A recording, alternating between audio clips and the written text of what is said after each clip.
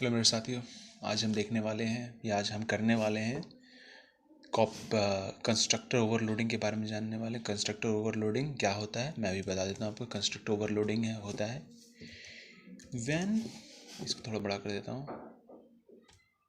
Okay, कैसे बड़ा होगा? प्लस प्लस नहीं, कंट्रोल प्लस प्लस सही है। माइनस एक माइनस कर देता हूँ। व्हेन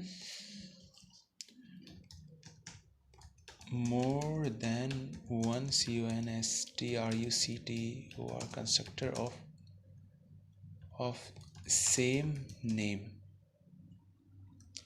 with DIFF होता है DIFF oriented different when more than one constructor of same name with different attributes RDFIN defined as known as CONSTRUCTOR overloading. ठीक है, OVERLOADING ओवरलोडिंग। अब हम आ चुके हैं कोड की। सबसे पहले शुरुआत हम करेंगे इसकी हेडर फाइल लिखने से, और हेडर फाइल हम जानते हैं कैसे लिखता है। #include include stdio.h C++ का हम लिखने वाले प्रोग्राम include include conio.h। और ये सिर्फ सी में नहीं हो सकता, इसका कॉपी मतलब कंस्ट्रक्टर ओवरलोडिंग, क्योंकि constructor CLUD object oriented program, मतलब ऑब्जेक्ट ओरिएंटेड में सिर्फ कंस्ट्रक्टर बनाया जा सकता है।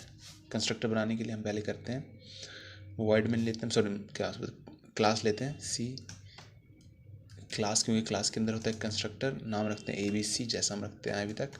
और हम देंगे यहाँ पर क्या बोलते हैं, कर्ली ब्रेसेस देंगे। कर्ली ब्रेसेस के अंदर हम लिखेंगे, बनाएंगे पहले प्राइवेट PRI। प्राइवेट बनाने के लिए लास्ट में कॉलन देना पड़ता है। फिर प्राइवेट हो गया, ये प्राइवेट, फिर बाहर किसी को नहीं दिखने वाला, ये सिर्फ क्लास के अंदर यूज होगा। ONLY only be accessed in the CLASS, only be accessed in the class। कितना क्लासिक है। ओके, तो हम किसका कंस्ट्रक्टर बनाते हैं? कंस्ट्रक्टर ओवरलोडिंग में बनाता हूँ 2 का बना है कि 3 का बना है। रुकिए, पहले मैं डिफाइन कर देता हूँ। इंट बनाता हूँ A, B, C। 3 का चले बनाते हैं, 3 का चलते हैं, ठीक है। 3 का बनाते हैं, प्लस करेंगे माइनस करेंगे, प्लस करेंगे माइनस करेंगे, प्लस करेंगे माइनस करेंगे, ठीक है। नहीं, 2 का ही बनाते चलिए। 2 का हम बनाते ताकि ज़्यादा हमें प्रॉब्लम ना आए।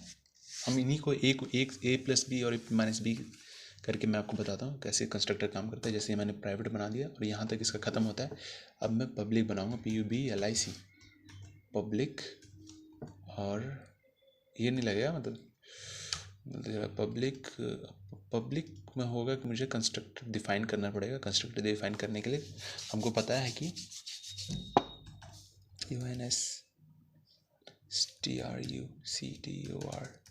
name is same as constructor name is same as class name। तो ABC ही हम रखेंगे कंस्ट्रक्टर का नाम, और ये देखकर यहाँ पर हम देंगे ये। ओके, फिर ABC देंगे, फिर कंस्ट्रक्टर का नाम, फिर यहाँ करके हम दे देंगे ये। तो हमारा कंस्ट्रक्टर यहाँ पर हो जाता है तैयार। लेकिन दोनों कंस्ट्रक्टर सेम लग रहा है, तो हमको पहले इसको चेंज करना पड़ेगा। इसके अंदर देना पड़ेगा, एट्रीब्यूट्स देने पड़ेंगे। एट्रीब्यूट दे देते हैं, इंट x कर देते हैं। यहाँ पर मैंने इंट x इसलिए किया है क्योंकि आप यहाँ देख सकते हैं, क्योंकि इंट मैंने AB में जो लिया है, तो AB में मुझे डालना है, तो दोनों इंटीजर हैं, तो इंट x लेना ही पड़ेगा। और दूसरा INT इंट y, जो कि लेना ही पड़ेगा। अब मैंने पब्लिक और प्राइवेट बना दिया है। अब हम एक और चीज़ कर सकते थे, कंस्ट्रक्टर का एक होता है कि हम अंदर ही बना सकते हैं और बाहर भी बना सकते हैं कंस्ट्रक्टर का एट्रीब्यूट्स को। तो हमने इतना बना दिया, ए बी और ये, फिर एस एच एक बनाना है, V O I D void, और ये भी हमको याद रखना है कि C O N S T R U C T O R D O N don't T U R return any T Y P, ना ही इंट, नो वॉइड, दोनों नहीं करता है कंस्ट्रक्ट। ठीक है, क्योंकि वॉइड शो मैंने बनाया, वॉइड शो ये रहा, ख़त्म हुआ। वॉइड शो मैं बनाता हूँ, और void S H O W show one, void show one में मैं एक और बना देता हूँ ताकि मैं दिखा सकूँ डिफरेंट करके। और मैं बनाने वाला कंस्ट्रक्टर को डिफाइन करूँगा बाहर, क्योंकि हम we can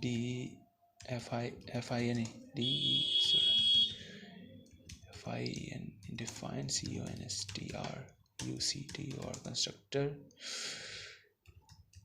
inside or outside of the outside of the class। ठीक है, यहाँ तक हम आ चुके हैं। अब हम सबसे पहले कंस्ट्रक्टर डिफाइन करते हैं कि कंस्ट्रक्टर क्या होगा। तो मैं पहले से मानता हूँ ए बी सी कंस्ट्रक्टर को मानता हूँ। ए बी सी कंस्ट्रक्टर हमको पता है कि अगर मैंने शो को लिया होता तो हमको पहले वॉइड लिखना पड़ता, लेकिन यहाँ पर डायरेक्ट कंस्ट्रक्टर है, मतलब कंस्ट्रक्टर क्लास के नेम से ही है, तो हमें कुछ करने की ज़रूरत नहीं। हम ए बी सी लिखेंगे, फिर यहाँ पर स्कोप रेजोल्यूशन ऑपरेटर करके फिर ए बी सी करने के बाद ये देंगे, और यही हमारा कंस्ट्रक्टर चालू यहाँ से हो गया कि हम इसके डिफाइन करेंगे कि कंस्ट्रक्टर क्या करता है। तो ये रहा, ऐसे हो गया। और एक बात याद रखिए, और ये जो होता है क्लास जब क्लोज होता है तो पीछे क्लास के क्लोज होने के बाद सेमीकोलन लगता है, और ये ज़रूर लगाना भूलिएगा नहीं, क्योंकि आगे जाकर इसको लगाना ही पड़ेगा और एप्लीकेशन ज़रूर इस बात पर जोर डालता है। तो हम ए बी सी बना देते हैं। ए बी सी में क्या था, A B C constructor direct constructor है, और सी इन ले लेते, C in okay, C O U C out ले लेते हैं। ऐसे नहीं होगा, सी आउट ऐसे होगा, the first S T number is equal to A and C in लेंगे और यहाँ ले लेंगे ए लेने की कोई ज़रूरत नहीं थी, क्योंकि हमें पता ही नहीं वैल्यू ए, फिर गार्बेज वैल्यू, यहाँ पर गार्बेज वैल्यू देगा, तो उसके लिए लेते हैं, इसको यहीं पर रहने देते हैं। अब जो यहाँ पर है, तो यहाँ पर ये हो जाता है, ठीक है, इक्वल टू सामने आ जाएगा बिल्कुल सी इन, और C O U T C out होगा, फिर the second M B N number, the second number मांगेंगे, सी इन करेंगे बी, और ये दैट्स इट, हम ये कर दिया है। अब मैं इसको रहने देता हूँ, क्योंकि मैं शो में डिफाइन करना चाहता हूँ। अब कंस्ट्रक्टर मैंने ये कंस्ट्रक्टर को बना दिया है अच्छी तरह से इसमें। अब मैं इस कंस्ट्रक्टर को बनाना चाहता हूँ, तो इस कंस्ट्रक्टर को बनाऊँ या पहले शो को बना दूँ?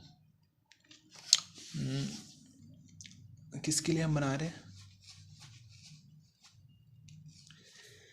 लेट्स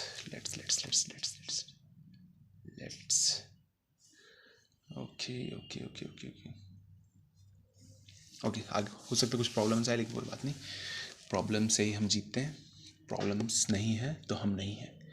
ए बी सी हम यही, मैं पहले यही बना था, scope resolution operator A B C. अब इसके अंदर जो डिफाइन किया गया है इंट, तो हम यहाँ पर भी लेंगे इंट ए बी है, यहाँ पर एक्स ले लेंगे, और फिर I N T int Y ले लेंगे। इंट एक्स ले लिया हमने, इंट और वाई ले लिया। अब इसके अंदर का लिखेंगे कि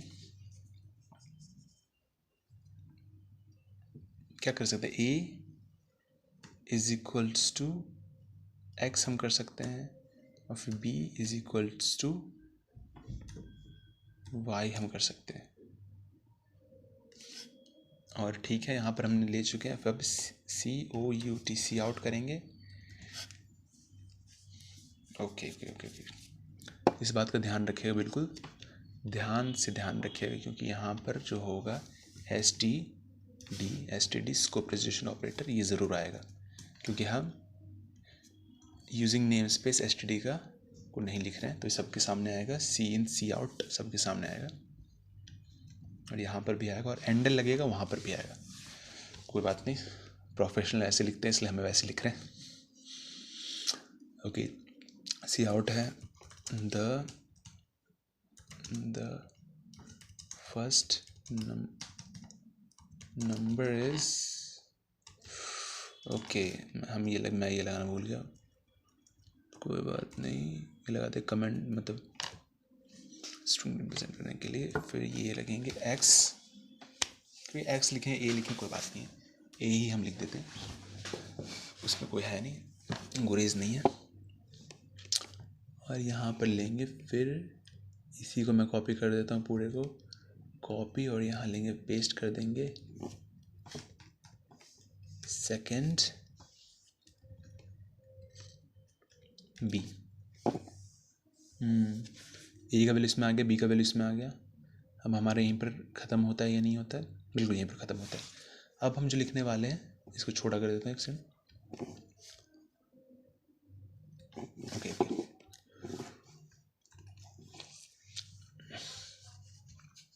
अब सब कुछ दिख रहा होगा। अब मैं बनाने वाला void show1, और show1 किसके लिए बनाऊंगा? मैं इसके लिए बनाने वाला हूँ, show1, ठीक है। तो अब बनाना है कि void void show show scope resolution operator ABC, और ये रहा, ऐसा बन गया। ओ एक सेकंड, void show ABC,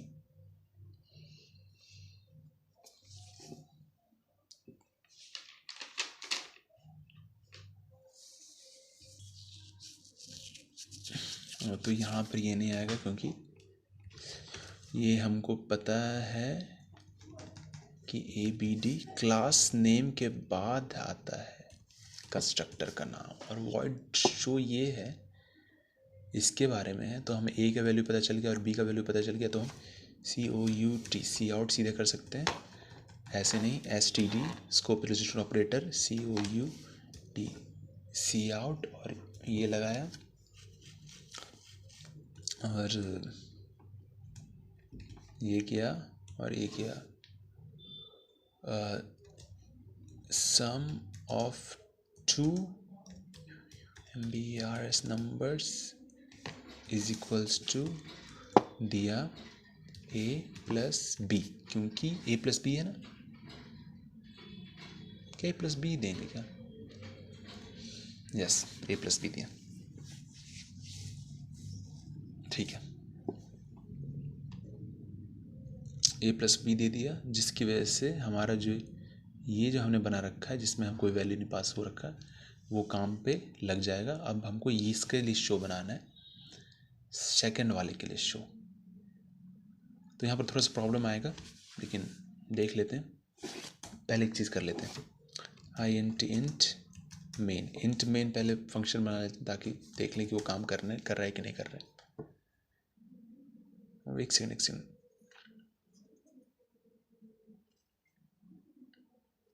इतना ही भी काम करवा के देखते हैं कि काम कर रहे हैं कि कर रहे हैं।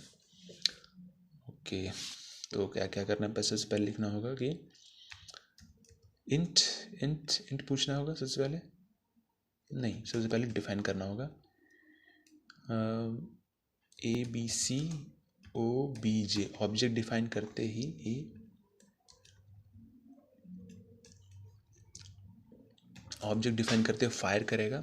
अब OBJ डॉट, और मैंने यहाँ पर शो बना रखा है, कंस्ट्रक्टर बना रखा है। नहीं, फायर तो नहीं करेगा, डायरेक्टली फायर नहीं करेगा, कंस्ट्रक्टर ओवरलोडिंग हुआ है, इसकी वजह से ये नहीं हुआ कि वो हो गया कि अपने आप एग्जीक्यूट कर देगा। नहीं कर सकता है, क्योंकि मैंने क्लास नेम से बनाया है, क्लास नेम से बनाया है, तो it will run WHEN when the PJECT object is FORMED formed. It will run when the object is formed. और ये C in C out, इसको भी एक बार देख लेते हैं। C out करने के बाद STD DL एंडल, ताकि दूसरी लाइन में आ जाए। सही है। अब यहाँ पर भी यही कर देते हैं, कॉपी कर लिया है और ये C out के बाद लगा दिया, paste. Okay, object, okay let's find out. Object बनते फायर होगा, फिर ऑब्जेक्ट मुझे करना पड़ेगा शो, SHOW, शो, और ये रहा ऐसे RETURN, रिटर्न 0। ओके,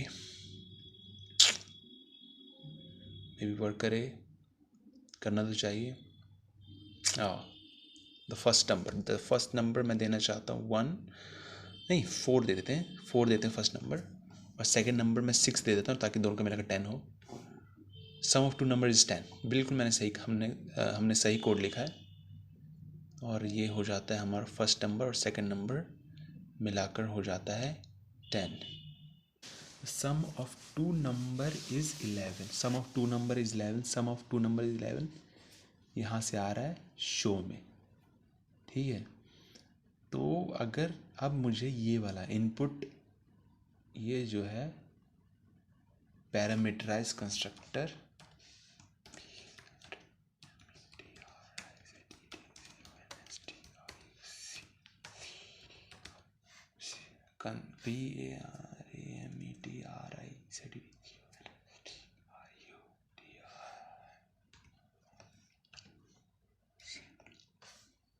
ये पैरामीटराइज कंस्ट्रक्टर है। हाँ, ये पैरामीटराइज, अब इसको हम इनिशियलाइज करना चाहेंगे। इसको इनिशियलाइज करने के लिए ये बात ध्यान रखनी चाहिए कि ये UACD used for NORMAL normal WTHO without ARGUMENT argument ARGUMENT without argument constructor के लिए होता है, used for normal without argument constructor, मतलब जिसमें कोई आर्ग्यूमेंट ना हो। लेकिन अभी अगर आर्ग्यूमेंट करना है, क्योंकि इंट x और इंट y है, 2 चीज़ें हैं, तो हमको ऑब्जेक्ट डिफाइन करने के लिए OBJ2 देना पड़ेगा, क्योंकि ऑब्जेक्ट 1 हम डिफाइन कर चुके हैं। ऑब्जेक्ट 2 के जो अंदर होगा वो जाएगा, मैं कर देता हूँ 23, ठीक है, और कर देता हूँ 27 हमको पता है कि इन दोनों को ऐड करने के बाद आता है 50। हाँ, 50 आता है, ठीक है। तो ऑब्जेक्ट शो है पहले हमारे पास, तो मैं इसको कर देता हूँ कमेंट आउट।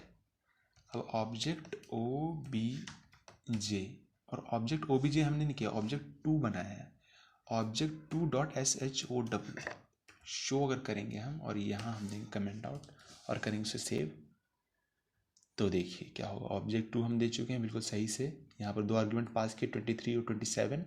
इंट देखिए यहाँ पर 23 जो है ये डायरेक्टली x में हो जाएगा, और ये 27 जो है ये डायरेक्टली y में इनिशियलाइज हो जाएगा, और x y हो जाएगा, यहाँ पर आ जाएगा a में, फिर घुस जाएगा x आ जाएगा, और फिर v में आ जाएगा y आ जाएगा, y का जो वैल्यू है। फिर यहाँ पर देखिए, यहाँ पर प्राइव है, यहाँ पर a, ठीक है। यहाँ इनिशियलाइज नहीं किया है, इनिशियलाइज a, क्योंकि a यहाँ पर आ जाएगा इसमें, और इसमें आने के बाद बोलेगा सी आउट द फर्स्ट नंबर बताएगा, फिर सेकंड नंबर बताएगा, फिर यहाँ होने के बाद फिर यहाँ पर ऑब्जेक्ट 2.show में जाएगा। तो ऑब्जेक्ट 2 जो है ये बना है कि इसमें आएगा, और a में हमको पता है a के अंदर x का वैल्यू रहेगा, और ये जो b है इसके अंदर रहेगा y का वैल्यू। मैं इसको थोड़ा सा स्पेस दे देता हूँ, स्पेस की कोई हर्ज नहीं है स्पेस देने से। अब देखिए हमारे साथ क्या होता है और हमारे यहाँ पर प्रोग्राम कैसे प्रिंट करता है। तो पहले पूछना चाहिए फर्स्ट नंबर है, ये आना चाहिए द फर्स्ट नंबर इज आना चाहिए, द फर्स्ट नंबर आया है। ओके, ओ हाँ, फायर हुआ था तो ये फायर हो गया सबसे पहले अपने आप directly. The first number is 20, the second number is 20 and यहाँ पर देखिए आ गया द फर्स्ट नंबर इज 23, ठीक है, and the second number is 27 and the sum of two number is 50। तो मैं एक चीज़ कर देता हूँ यहाँ पर, ये इसके बीच में 27 और इसके बीच में होना चाहिए जगह, सेकेंड नंबर के बीच में एंडल ये होना चाहिए एसटीडी एंडल, इसको किया हमने ये किया कॉपी और यहाँ पर किया हमने पेस्ट, ठीक है। और ये हमने कंस्ट्रक्टर बना रखा था तो ये डायरेक्टली फायर कर गया, ये कंस्ट्रक्टर डायरेक्टली इसमें फायर कर गया था। Okay okay okay okay, word show एक ही की ज़रूरत है। अब ए बी में एक से मैं से देख लेता हूँ, ठीक है। अब मैं करता हूँ 20 और 20, ठीक है, आना चाहिए the first number is 20, second number is 20 और यहाँ आ जाएगा first number is 23, the second number is 27, the sum of two number is 50। तो यहाँ पर सम ऑफ टू नंबर यहाँ पर आ चुका है, 50 आ गया है। नहीं तो हमको पता चल चुका है कि एक ना एक बार तो फायर ये ज़रूर करेगा, बिना फायर किए हुए क्या ही वजूद है इसका। ऑब्जेक्ट 2 बनाते हैं, ऑब्जेक्ट 2 डॉट शो, और ये हमारा हो चुका है, बन गया यहाँ पर प्रोग्राम हमारा।